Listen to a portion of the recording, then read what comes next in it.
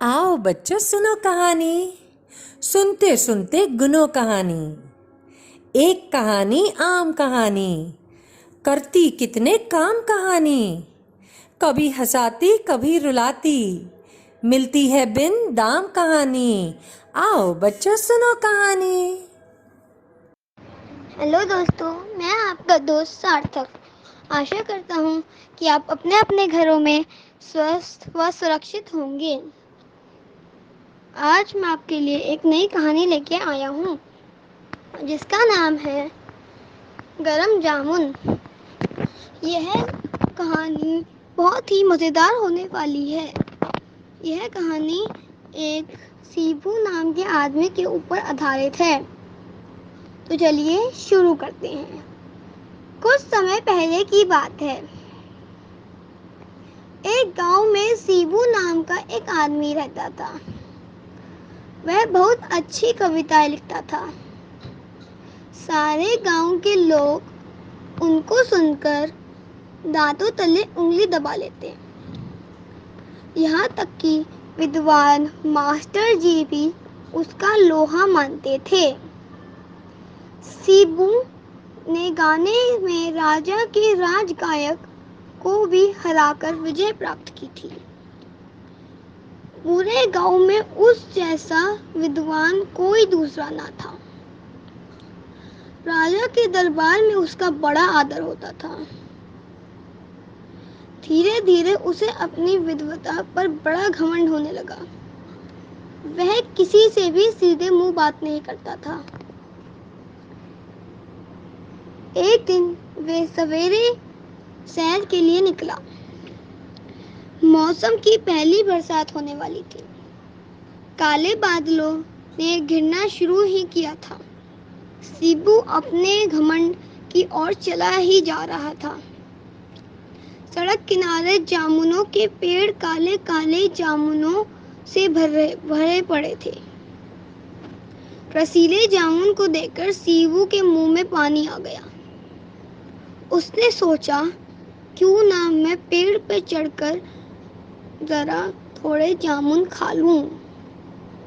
वह एक बड़े से जामुन के पेड़ के नीचे जाकर उसने आंखें उठाई और ऊपर देखा तो कुछ बच्चे पहले से ही पेड़ पर चढ़कर जामुन खा रहे थे।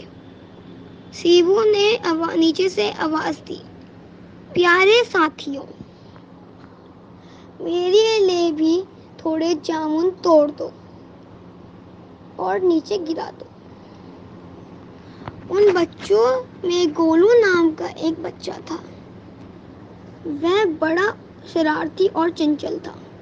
वह ऊपर से ही बोला, भैया सीबू, यह तो बताइए कि कैसे जामुन चाहिए, गरम या ठंडे।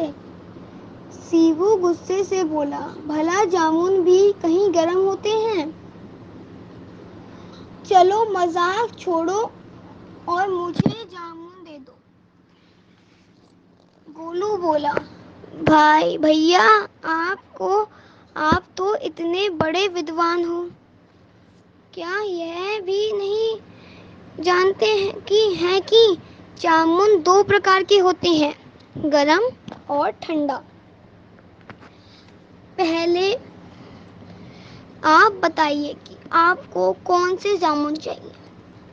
भला इसे जाने बिना मैं आपको कैसे जामुन दूंगा। सीबू की समझ में नहीं आया कि जामुन भला गरम कैसे होंगे। फिर भी वह उस रहस्य को जानना चाहता था, इसलिए बोला, अरे गोलू, तुम तो मुझे पागल बना रही हो। लेकिन गोलू बोला, नहीं भैया, आप पहले बताओ कि मैं आपको कौन से जामुन दूं। सीबू ने गुस्से में आकर उसे गरम जामुन फेंकने के लिए बोला।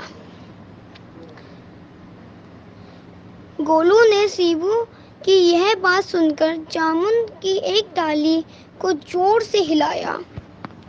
पके पके ढेर सारे जामुन नीचे धरती पर गिराए। धरती पर धूल ही धूल थी। जामुन धूल से सन गए। सीबू जामुन उठाकर उन पर लगी धूल को फूंक फूंक कर खाने लगा। यह देखकर नन्हे गोलू ने पूछा, क्यों भैया, जामुन खूब गर्म है ना? फिर सीबू बोला, नहीं, तुम मेरा पागल बना रहे थे। कहा, मैं तो साधारण ठंडे जामुन ही खा रहा हूँ, सीबू बोला। नन्हे गोलू ने बोला, क्या कहा, ठंडे हैं? तो फिर आप इन्हें फूंक फूंक कर क्यों खा रहे हैं? इस तरह तो गर्म चीजें खाई जाती हैं ना। नन्हे गोलू की बात का रहस्य अब जाकर सीबू को समझ में आया और वह बड़ा शर्मिंदा हुआ। इतना बड़ा विद्वान पुरुष जरा सी भी बात से छोटे से बच्चे से हार गया। गोलू भाई कैसी बड़ी बात कह गए, सीबू ने उसकी प्रशंसा में कहा। तो फ्रेंड्स, आशा करता हूँ कि आपको ये स्टोरी पसंद आई हो और अब हमें इस स्टोरी से यह शिक्षा मिलती है कि हमें कभी भी घमंड नहीं करना चाहिए। और आई होप कि आपको मेरी स्टोरी बहुत अच्छे से समझ आई होगी। And till then take care and bye bye.